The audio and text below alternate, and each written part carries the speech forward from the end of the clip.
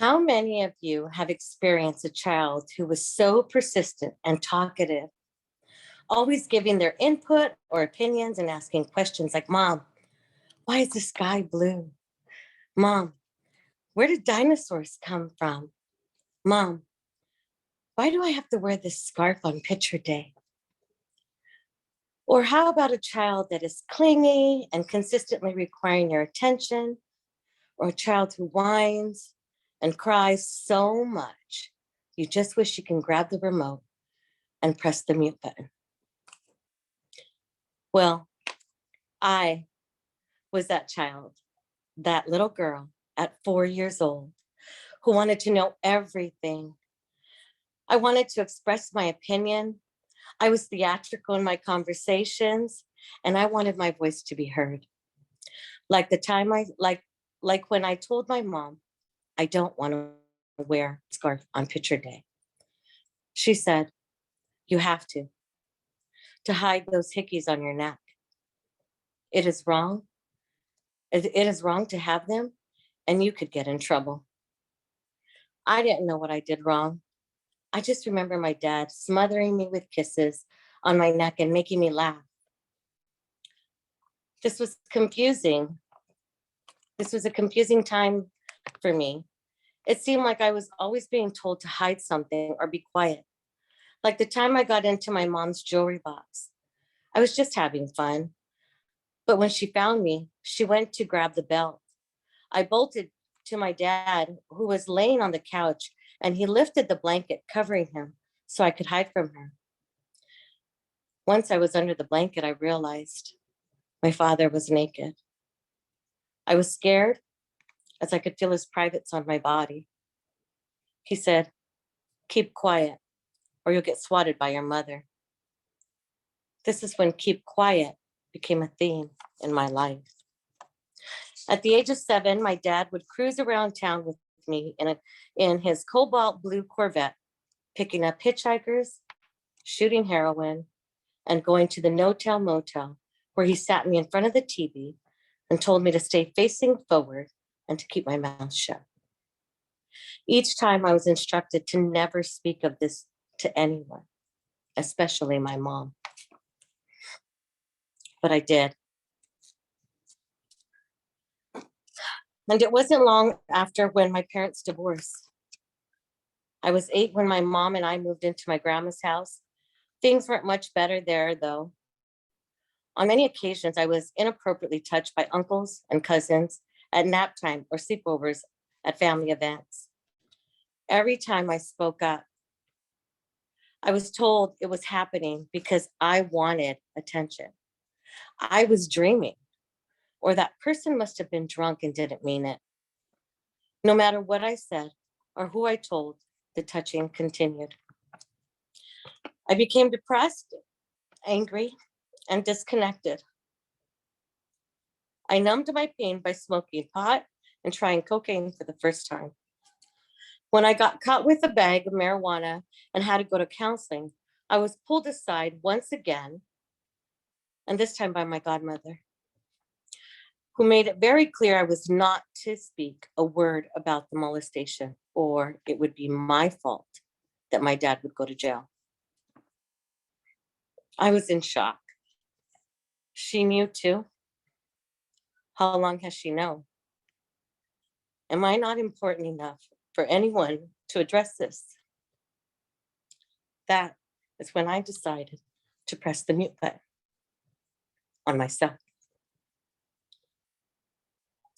I learned that speaking up did not get me anywhere. And when I did speak up, there was some reasonable answer, or I was told it was my fault. I learned that when I spoke up, I had to move to another home or I would lose my family. I learned to hang up my pom-poms and not to appear too joyful. I learned to stop dancing and wiggle my body in any way that would attract attention. I learned to walk with my head down so I wouldn't make eye contact and send the wrong message. I learned that dirty indiscretions must be swept under the rug, as it will ruin my reputation, or even more so, the reputation of others. I learned to eat emotionally to mask everything. I learned that I was here to live with guilt, shame, fear, disconnection, addiction, and to stay silent. I created a prison in my own mind and body. I was 16 then. I am now 51. And only recently have I learned how to unmute myself. I enrolled in personal and professional development courses, started therapy with an EMDR specialist, and started a spiritual journey from within that has supported me to unmute myself. I've taken only my first few steps on this new journey, but it has been so well worth it. I even got strong enough recently to write a letter to my father that addressed the abuse, how it impacted my decisions making in life, and how broken and unworthy I felt all these years. I found my father and I read the letter to him out loud. When I was finished, he looked at me into my eyes and apologized to me with sincerity. He said, "All the work that you're doing is working for you, isn't it?" He would have never spoken up to me like that before. I took one deep breath in, exhaled, and I said, "Yes."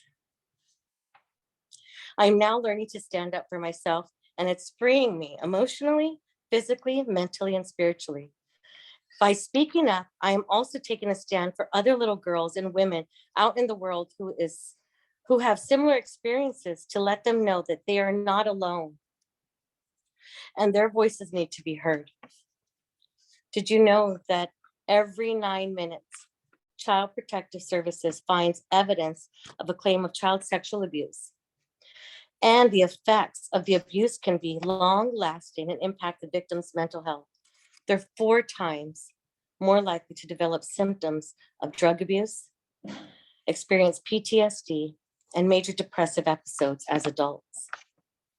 It's taken me 50 years to unmute myself. And because I have daughters, granddaughters, and nieces, I choose to speak up, to create an awareness of how destructive sexual abuse can be. I never want this to happen to any little girl. And I am right here, right now, to break the cycle. 93% of children know their abuser, and as many as 400,000 babies born this year will be sexually abused before their 18th birthday, unless we do something about it. Now, not every scenario has the same outcome. Maybe confronting your abuser will not receive a sincere apology. There is a possibility the person you confide in has the same fears you do and does nothing. Maybe someone attempts to justify the behavior.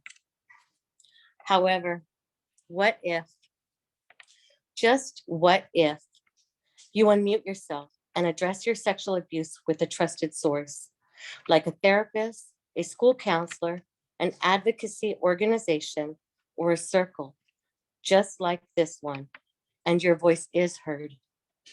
I want to let you know that you're worthy and your voice is meant to be heard.